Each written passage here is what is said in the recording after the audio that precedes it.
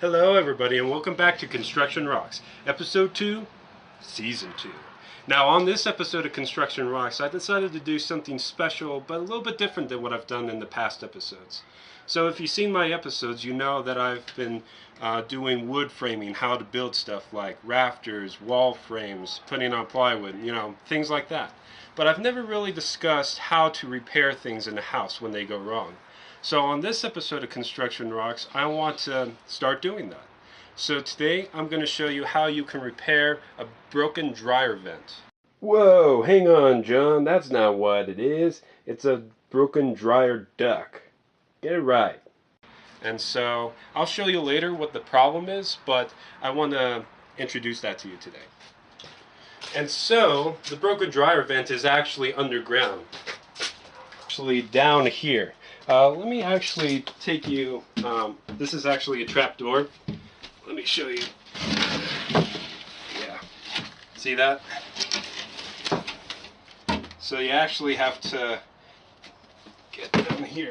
So let me actually take you on a tour to let you see what it's like down here. Yeah, just darkness all the way. And so in the crawl space there's lots of insulation, which is fiberglass, so you can't breathe that. There's lots of spider webs, there's rocks. So we're going to need some special equipment. So you're going to need an Indiana Jones hat and jacket and whip. So let's go.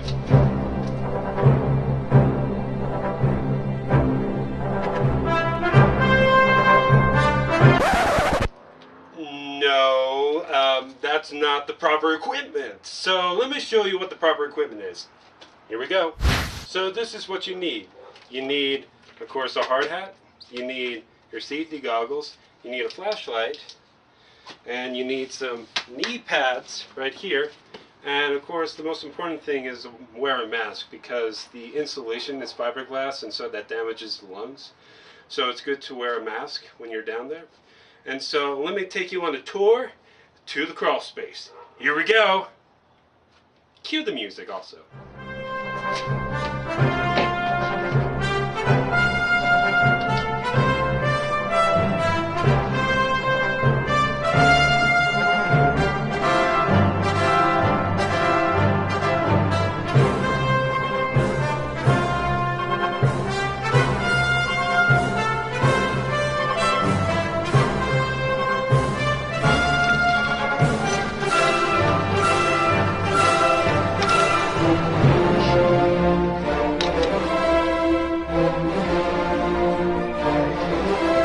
Gotta go in there.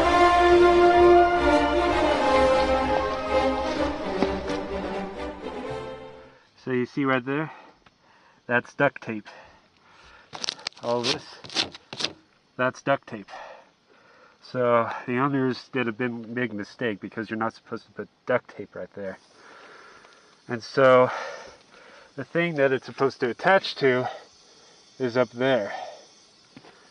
And so you see, the thing that it's supposed to attach to is right up there. So that's the flexible dryer valve vent right there.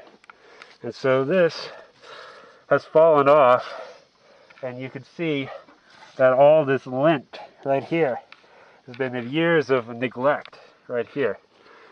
And you can see all these fallen insulation and spider webs. Yeah. It's just not a pretty picture, is it? So you can see also there's a piece right there.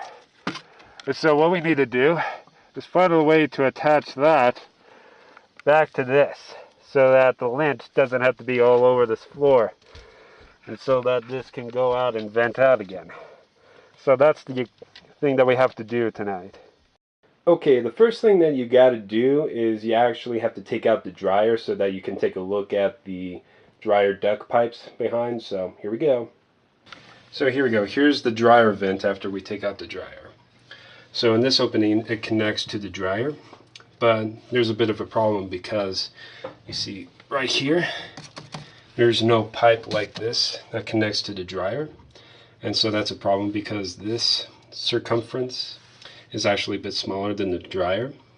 opening circumference, so that means that literally when I took out the dryer it just basically fell out, so that's a bit of a problem. So basically the lint goes up here through this pipe and it goes into the floor. And literally I can just plop that out. You can see the hole.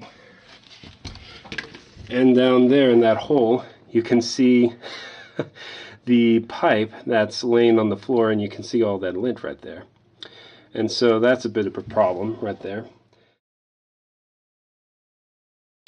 And so what that means is that this hole is actually a bit too small for this pipe to go through, so we're going to have to sand it down, and we're going to have to get a pipe that connects this opening to the dryer opening. So yep, that's what we're going to have to do. So in a few scenes I'll show you how it's going to be done. Alright, see you later. Alright, so I went ahead and used the sander to try to make the hole bigger, but it was taking way too long. So I was like, well, screw that. I'm going to use a kitchen knife. Yeah! At least it made the hole bigger. Alright, so after I got the hole bigger, I was able to put the flexible dryer duct through it. Easy as butter. Ah, yeah, that's easy. And so after I put a foot of the tube down, I went ahead and encompassed the dryer duct pipe with this special tape. And I'll put the tape's name below that so where you can see it. And so yeah, after I get the pipe encompassed by that tape, I went ahead and joined the dryer and the pipe back together after putting the new pipe in. And so I went back underground and I removed the old duct tape, as you can see, and cleaned it off. Yeah, it's pretty dirty. Ugh. Gotta clean it out. Alright, so after I get it all cleaned out, I went ahead and, as you can see, that's the flexible dryer tube. And I went ahead and cut out 3 slices of the flexible tube, as you can see. And the reason for this is so that I can put the more rigid dryer duct pipe through it, as you can see. But of course it's not going to hold like that. I need something to join it together. And that's where this tool comes in. It's called an O-ring for a nickname, but the official name's below, as you can see. So what this does is you put the O-ring where the two join together, and then you will go ahead and use a screwdriver to screw the screw tight. And what this does is it holds the two together so that it doesn't come apart. And then you go ahead and put the 2 metal tubes together and use the tape to cover it, as you can see.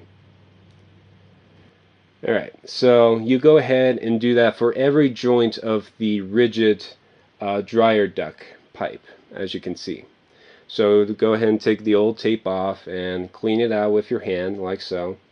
And then join the two back together and use the special tape to join them together. Alright, so as you can see, after we get it all taped up and things, you can see that it has quite the sag to it. Well, that's not good, so that's where this thing comes in. It's a plastic strap, or the official name's right below, as you can see. So you take this plastic strap and you fold the ends like so. And then you tape the end so that it holds together. What it basically does is it just basically holds up the duct, like so. Yay! So after you determine the length, go ahead and nail the plastic strap to the floor joist, right, like so. And there you go. Yay! It's now supported and it doesn't seem like it's going to come loose anytime soon. And there's no cracks or anything of the sort that the lint can escape through. So now it's going to function properly. Alright, I'll see you folks. I'll let John take over.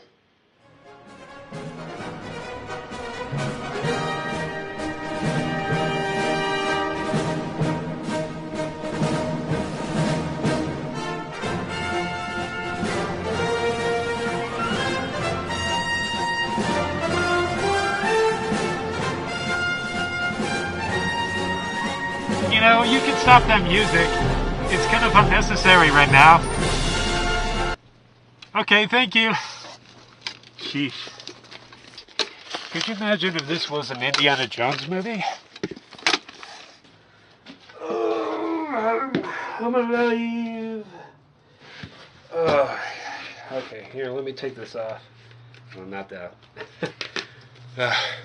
Well, that's another episode of Construction Rocks, y'all. I hope you liked it. If you did like it, feel free to give it the thumbs up. And feel free to subscribe if you want, if you want to see more constructions or repairing stuff. Alright, my name is John Cassler. Okay, goodbye. That's your cue.